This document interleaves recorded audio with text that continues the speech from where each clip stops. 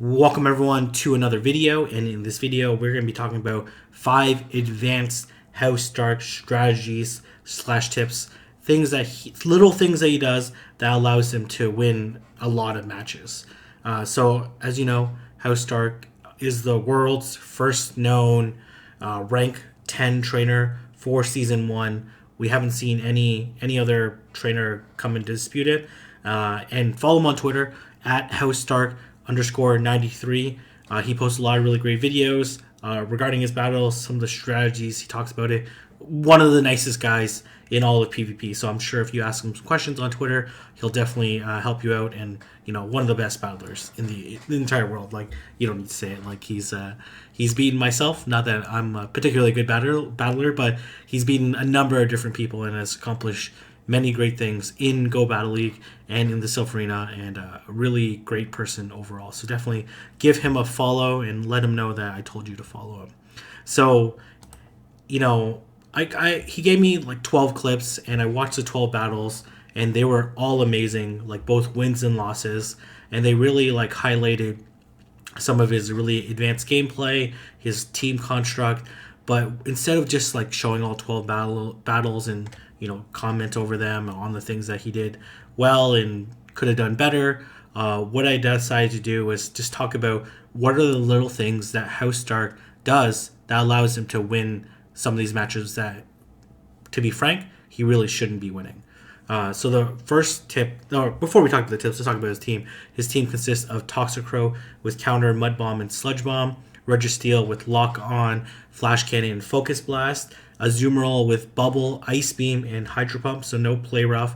And when I asked him why he likes that moveset, and that's the moveset I like as well, depending on the team composition, it's because he feels that it has really great closing power. And, I tend to agree with him there. So the first tip I have is burn your opponent's energy. And this could be really important, especially in really negative matchups. So his first opponent, obviously, the world's highest rating. So the first Pokemon that he encounters is Swampert. Swampert, looks like a nice Pokemon. You might want to pet it and, be friends with it. But it's an absolute danger to his team. So if we take a look at this chart here, and we go Swampert versus Azumarill. If Azumarill with Ice Beam, Hydro Pump doesn't land like the baits correctly, for example, then Swampert does, then Swampert can win that matchup. So Swampert has a win condition against Azumarill, obviously beats Toxicrow pretty easily, and then beats Registeel even with no Earthquake. So it's a very dangerous Pokemon. Like, he can't 1v1 this Pokemon. He can only beat this Pokemon if he causes his combines with all his different Pokemon in terms of their typing and being able to generate energy and all that stuff. And you're going to see how he plays it out. And his one of his main strategies he does is waste his opponent's energy. And he does this so often, even against top tier players. So as you can see, it takes five mud shots to get to the Hydro Cannon, the first Hydro Cannon. So you can see he switches into Azumarill and builds up, and that allows him to tank the charge move, and then he builds it up, and then his opponent actually decides to switch and build up a lot of energy. So that's pretty good play. But the Ice Beam is going to be neutral anyway, so he is looking to play out this matchup. But you can see that allowed him to win this match when he otherwise really shouldn't have. And he's going to build up, and then he's going to bait the Ice Beam. We're going to see if this Ice Beam is going to come through. No, it gets shielded, and the threat of the Hydro Pump the Hydro Pump was too much, and then he decides to switch out again, burning your opponent's energy. The Thunderbolt would have did a lot of damage to Azumarill, and then because Toxicrow doesn't have a great matchup against Swampert, then this is actually a little bit more favorable for him.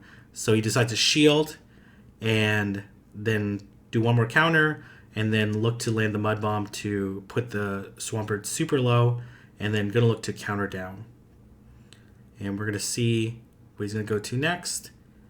And here's another thing. Like, he actually does this 3 times in this matchup. So he goes into Registeel. You might think Registeel versus Defense Deoxys is a bad idea, but the thing is that Defense Deoxys' charge moves don't do that much damage to Registeel, and that allows him to get an energy advantage.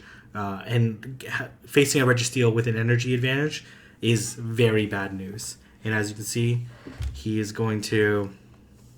I think he tried to go for the Flash Cannon, but he ends up getting Focus Blast, and he realized that he has energy on his Azumarill, right? He saved energy. He's going to be able to easily Hydro Pump this Registeel and then be able to bubble down the Defense Deoxys. So you can see the first Hydro Cannon, instead of going into Toxicroak, went into Azumarill. Second, instead of the Thunderbolt going into Azumarill, he put it into Toxicroak. And then third, instead of Defense Deoxys landing the Thunderbolt into Azumarill, which would have dealt super effective damage and has potentially waste all the energy he built up, he went into Registeel. Defense Deoxys is a soft counter to Registeel, but he realized that the health and the energy gain from Registeel is more valuable, and then as well preserving the HP of Azumarill was going to be clutch for him in the end, and it ultimately was one. It allowed him to win despite his opponent, in theory, having a better team than him. Okay, great. So we're going to start the next match. Actually, before we get to this next match, we're going to go to the second tip, which was save energy to win the end game. And you're going to see in this matchup what I'm talking about. And this is against Purple Kyogre. Purple Kyogre, definitely check him out on YouTube, posting daily Silph Arena and Go Battle League content. And as you can see, he's trying the same strategy. He did go one counter too early, but that's totally fine. And then Purple Kyogre goes into Registeel, and you're going to see how he plays this out. And I'll pause it right before where the tip applies. And this is such an advanced strategy and so counterintuitive in terms of the gameplay. And it's again like, oh yeah, don't switch into a counter, right? Don't catch a charge move to super effect. You're going to see how he decides to play this out. So the Registeel goes for the Flash Cannon again, and he's going to look to land this Ice Beam. And it connects, and then he's going to be able to bubble down. This Registeel was actually really close to the Flash Cannon, and I think he decides to let this go. He realizes it's not worth burning both shields, and he's going to come back in with Toxicroak, and then look to land the Mud Bomb. And then Purple Kyogre decides not to shield, knowing that he can survive and land and then burn the last shield burn the last shield. And then Purple Kyogre recognizes, like, once he burns the last shield, he can come into Toxicroak. He has 2 shields versus the Toxicroak with 0. He's totally going to win this matchup. But as you can see, if we go back just a tad bit, you can see right before he switches out, he realized that he's going to get KO'd by the Mud Bomb. And he knows that Toxicroak is an amazing counter to Registeel, and he notices that there's 1 shield left. The only way he's going to win this matchup is if he gets a shield and he has the energy advantage. So you can see he's playing to the absolute limit, and you're going to see how ridiculously close this matchup is. And like literally, if he switched 1 second earlier or 1 second later, he would have definitely lost the match because the Toxicroak would have got fainted. And he switches into Registeel to catch the Mud Bomb. Such a counterintuitive gameplay move. Like, go into Registeel to tank a Mud Bomb, and then as well the subsequent counters.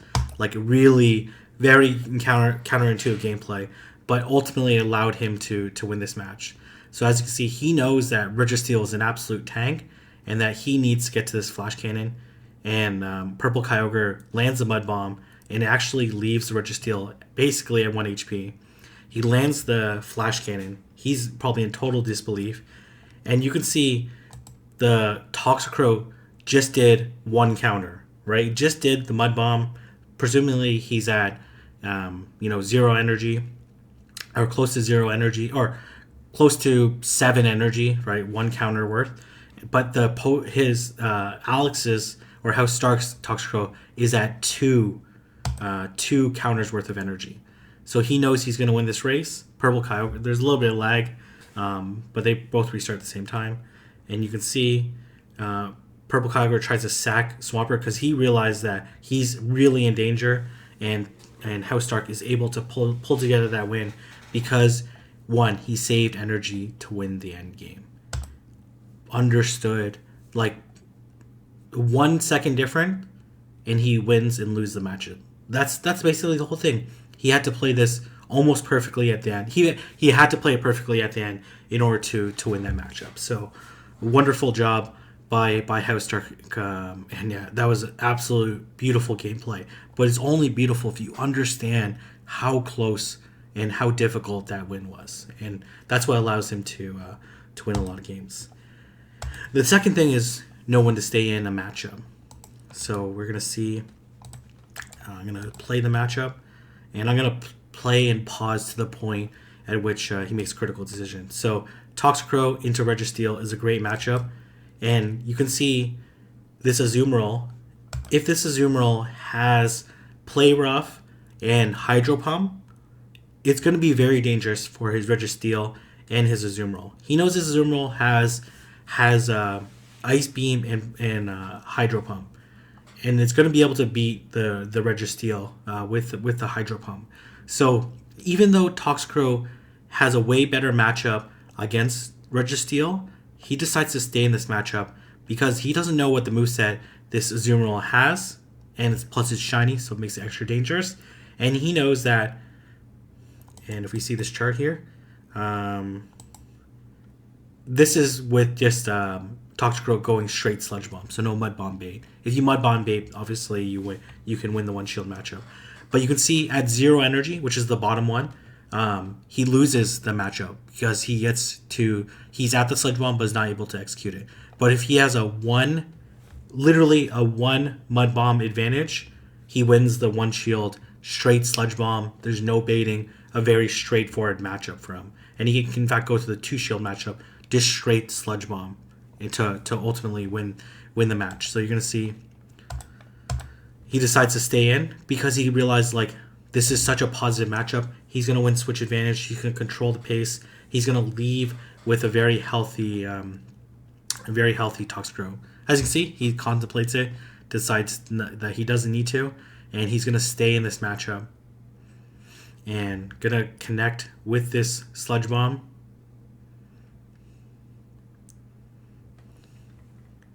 Connects, and then actually this Azumarill actually got to it a little quicker than I thought. But anyways, he burns both shields. But regardless, he leaves with a lot of health on his Pokemon. And then here comes Altaria, and then he realizes, like, he has such a great matchup with Azumarill versus Altaria that Azumarill can beat Altaria down a shield. So you can see he's racing, contemplating, and the Focus Blast comes through but doesn't KO, and then he's able to just barely connect on this Focus Blast. And then he comes back in with Toxicrow, presumably to hit the Mud Bomb, which he saved the energy for, to take out this Registeel. And then he realizes that, pretty straightforward matchup from here. Azumarill beats Altaria. But you can see, like, deciding to stay in, like, conserving and winning that matchup and taking out one of the big threats. In this case, like, the Azumarill had Ice Beam, so this matchup plays out a little bit differently, but still, it was a very interesting decision, and that ultimately allowed him to win the game. He's going to be able to bubble down, and that's all it takes. Let me go to the next tip, or the next strategy. Number 4 is know when to switch fast. So sometimes you have to blind switch, right? So, like, right now he has to switch fast because, like, those confusions are absolutely going to maul Toxicrow. They're double super effective, and confusions do a lot of damage, and his opponent goes into Vigoroth. Vigoroth, like, an interesting counter switch. those body slam spams do a lot. And definitely add up against a zoom roll. So he goes, lands another ice beam. And his opponent doesn't shield this time. He's going to put up the shield, and then I think he lets this next one go as well. Yeah, he lets this next body slam go, knowing he can get to the ice beam. And we're going to see whether or not this Vigoroth wants to double shield. Does not. Here comes the Hypno. So he won switch advantage, and then this is where he goes. He immediately blind switches to his Toxicroak because it's very unlikely that it's going to be a counter that's even harder than what Toxicroak is already. In this case, it becomes a Alolan or Toxicroak versus Hypno. Like, there's not really much harder matchups than that one. So he decides to switch out, and then he's looking to land it, but doesn't connect. And actually survives with a very sliver of HP. Bone Club sucks, even though it's super effective. And then here, he recognizes that he has to take out this Alolan Marowak as soon as possible, because if he has a lot of health on his Registeel, he is not going to lose to his Hypno. Unless the Hypno has Focus Blast, obviously. But even a Focus Blast... actually, your Focus Blast probably would have KO'd with the subsequent confusions. I'm not sure why he didn't fire off the Flash Cannon right away. Maybe he doesn't want to shorten any of the confusion animation. That's it, yeah. So he waited for the charge move from his opponent to come through first. And that's a very smart move. And he actually ends up losing this match. But regardless, like you get the idea. Like, the idea was to switch fast, to preserve that matchup. So again, I'm not showing all wins, but I'm showing what are things that he does to help conserve, give him the best winning chance. And the next one is a counter isn't always a counter. What I mean is that a Pokemon doesn't always beat another Pokemon. It's totally different when shields are down versus shields are up. And you're going to see an example here. He goes, so again, very common lead that's very difficult for him to deal with. And he does the 5, switches out, and then catches the Hydro Cannon into a Zoom Roll. And then we're going to see the switch out into Tropius. So what he recognizes here, and he said this in his tweet, that his whole goal in this matchup was to burn both shields, right? So he is going to purposely shield, right? Even though in theory he should have got beat to the charge move, but he's willing to burn both shields. He knows this Ice Beam is going to do a lot of damage to this Tropius, so he's able to get to it. And again, no hesitation, he's going to throw up the Ice Beam once again, and then going to look to burn the shield. And then he tries to make a swap to catch the next Leaf Blade. But his opponent does a really nice job anticipating that. And then you can see a counter is not always a counter. Shields down. This Swampert is a little bit compromised in its health. This Focus Blast is going to be able to KO this Swampert. So again, you can't always look up, oh, this Pokemon counters this Pokemon. It really depends on the energy, the health, and the shielding situation. And then you can see opposing Registeel. He's a little bit of lag. He's looking to land this Focus Blast and able to connect. And I think he lets this go. I think his opponent goes to a Flash Cannon, actually. Oh, no, it goes for a Focus Blast. Okay.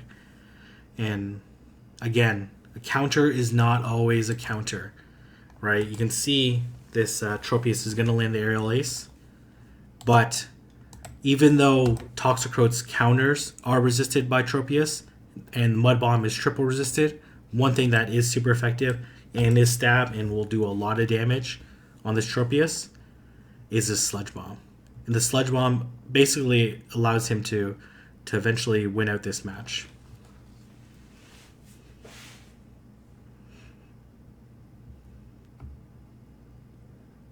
and then you can see the beautiful finish, able to counter down. You saw the Registeel feint the Swampert, and you saw the Toxicroak basically be the one responsible for ultimately taking out Tropius with that super effective Sludge Bomb. So again, the 5 tips, if we go over them again. Number 1, burn your opponent's energy. Know in order to win a match, that you have to burn your opponent's energy. Have them not land that neutral or super effective move, and rather have it be neutral or not very effective. Second one is save energy to win the end game. Like, know your matchups, know when you need to be aggressive, and understand your win condition, and that will allow you to ultimately win the match. And know when to stay in a matchup.